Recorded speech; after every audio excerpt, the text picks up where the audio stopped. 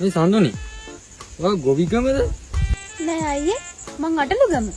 නෑ අනේ මම ඔයාලගේ කුලේ ගැන ඇහුවේ. කුලේ අපේ කෙනෙක් නෙමෙයි අයියේ. කිවල්ලන් කෙනෙක්. නෑ ඒකුත් නෙමෙයි. අපේ අයියාගේ නෑ යාළුවේ. මං එහෙම කතා කරන්නේ නෑ නේලත් එක්ක. මගේ පස්සෙන් නම් ආව තමා. මං කැමති වුණේ නෑ. සත්තයි. අයියෝ එහෙම දෙයක් නෙමෙයි යන්නේ. අපේ ගෙවල් වලින් කුලේ හොයනවා.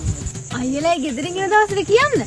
මං අපේ අයියට කියන්නම් කුලේ අයියෝ අපේ ගෙදරට එක්කන් එන්නේ කියලා. නෑ නංගි එහෙම දෙයක් නෙමෙයි කියන්නේ. දැන් අපි කසාද බඳින්න නම් අර කුලවල දෙක ගැලපෙන්න බෑ. අපේ ගෙදර තියෙන වේවැල් කුල්ලක් අයියේ. ඔයාලේ ගෙදර මොකක්ද තියෙන්නේ? අපිත් එකක් ගන්න. එතකොට හරිනේ. නෑ අනේ මං කියන්නේ අපි ගොවිගම මිනිස්සු. කිව්වම තේරුම් ගන්නකෝ. අයියලා ගොවිතැන් කරන අයද? ඒකට කමක් නෑ අයියා මොන රස්සාව කරත් මං කැමතිනේ අයියාගේ මනුස්සකමටනේ. ගමේමයි ගොවිතැන්ද කරන්නේ.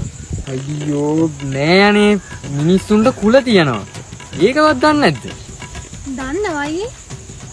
හරි එහෙනම් කියනවා බලන්න ඔයාලගේ තියෙන කුල මොනවද කියලා. කකුල තියෙනවා, උකුල තියෙනවා. එච්චරයි ඉතින් අයියේ. මට එහෙම ආබාධ තත්ත්වයක් නෑ අයියේ. අයියෝ නංගි එහෙම නෙමෙයි යන්නේ. එහෙනම් අයියේ මට කියන්න ඔයාලගේ වාසගම මොකද්ද කියලා. මං කිව්වේ අයියේ අපි අටලුගම. අයියෝ අටලුගම ආරච්චිලාගේද? එහෙම නැත්නම් අටලුගම අන්තෝනිලාගේද? එහෙම නැද්ද? නෑ අයියේ අටලුගම හන්දියට ඇවිත් හැපැල් කන්තෝරුවේ වැඩ කරන පියදාසලයි ගෙදර කොහෙද කියලා අහන්නකෝ. ඕන කෙනෙක් දන්නවා අපේත් ගෙදර.